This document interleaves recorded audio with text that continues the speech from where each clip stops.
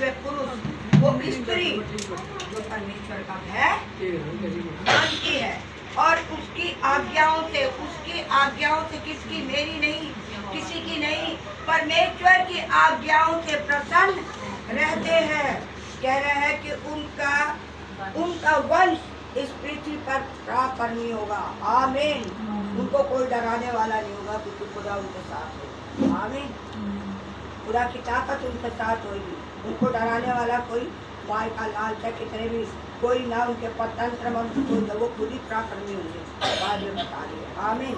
उनका वंश पृथ्वी पर पराक्रमी होगा, सीधे लोगों की संतान आशीष पाए। आमीन। और पढ़िए 115 उसकी 12 और 24 उसी के उधरी वही पेज पर। यहोवा ने हमको स्मरण किया है, वह आशीष देगा, वह इस्राएल के घराने 14 भी घराने को देगा, वह हारून के घराने को आशीष देगा। क्या छोटे क्या बड़े, जितने यहोवा के डरवे हैं वह उन्हें आशीष देगा। यहोवा तुमको और तुम्हारे लड़कों को भी अधिक बढ़ाता जाएगा। आमीन। कौन सा पढ़ा है? 12 से लेकर 14 तक पढ़ा। हाँ। कहता है यहोवा ने हमको स्मरण किया है, यहोवा ने हम माओं को याद किया है, इसीलिए आज परमेश्वर बात कर रहा है। कह रहा है यहोवा ने हमको स्मरण किया है, वे आशीष देगा। उसने कह दिया कि मैं तुम्हें आशीष दूंगा, तुम्हारे बच्चों को आशीष दूंगा, वो देगा। आमीन। उसकी बात कभी टल नहीं सकती। अगर टल रही है हमारे जीवन में तो यहोवा की कमी नहीं है, मेरी कमी है। मेरे अंदर कहीं कमी होगी जो मैं उन बातों को ले नहीं पा रही। हम कहेंगे अरे उसने तो ऐसा कहा है, उसने तो ऐसा लिखा है, उसने ऐसा बोला है, लेकिन हो क्यों नहीं रहा? हो इसलिए नहीं रहा क्योंकि वो उसमें कमी नहीं, वो हमारे और तुम्हारे में कमी है कि हम उस बात को पकड़ नहीं पा रहे या उस बात को ले नहीं पा रहे। इसलिए अगर प्रभु मेरे अंदर कहीं कमी है तो उसे तू दूर कर दे, लेकिन तेरे वचन के वायदे मेरे बच्चों के जीवन में पूरा हो जाए। मेरी गलतियों को तू क्या कर दे? क्षमा कर दे। और क्षमा भी कब होएगी? जब तुम क्षमा करो। कहता है 12 यहोवा ने हमको स्मरण किया है, वह आशीष देगा, वह इजराइल के घराने को क्या करेगा? आशीष देगा। हारून के घराने को आशीष देगा। क्या छोटे क्या बड़े, जितने यहोवा के, जितने परमेश्वर के डरने वाले, उसके चाहने वाले, वो हर एक को आशीष देगा। आमीन। कभी कभी इंसान कह देता अरे वो इसे आशीष नहीं, अरे तू कैसे कह देगा कि वो आशीष नहीं देगा, या कैसे कह देगी तू आशीष नहीं देगा, जब वो कह रहा है। उसकी बात को कोई काट सकता है? उसकी बात कोई मनुष्य की बात है जो तुम काट दोगे? तो वो परमेश्वर की बात है। आसमान जमीन टल जाएंगे लेकिन मेरी बातें कभी ना टलेंगी, वो हमारे जीवन में पूरी होगी। आमीन। और पढ़ लें भजन संहिता 19 का 1 नहीं 19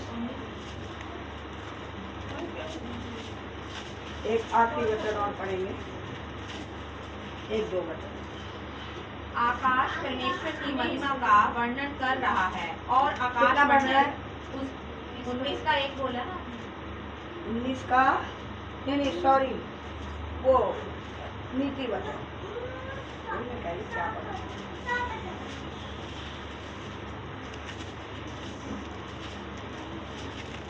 नीति वचन 19 का। मेरे हस्बैंड ने बोला दिन में जब मैं अपना मैसेज तैयार करी तो वो छुट्टी पे थे, वो आ गए, क्या कर रही है? मैंने कहा अपना वचन तैयार कर रही है। उन्होंने मुझे बोला अच्छा वो ऐसे वचन वो करो, सामर्थ्य वचन वो करो। मैंने कहा जो परमेश्वर मुझे बोलता है वो मैं करती हूँ। मैं परमेश्वर से पूछती हूँ कि मुझे क्या कहना, तू मुझे बता परमेश्वर, जो मुझे परमेश्वर वचन देता है उसको मैं तैयार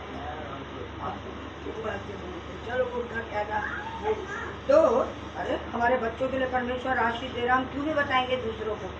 जब तो लोग डरेंगे, जब तो वो अपने समझेंगे, जब तो बातों को मानेंगे, तभी तो बच्चे उनके आशीष पाएंगे।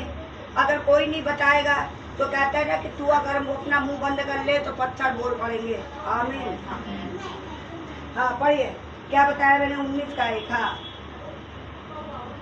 जो निर्धन खराई से चलता है वह उस मूर्ख से उत्तम है जो टेढ़ी बातें बोलता है। कहते हैं जो निर्धन खराई से चलता है।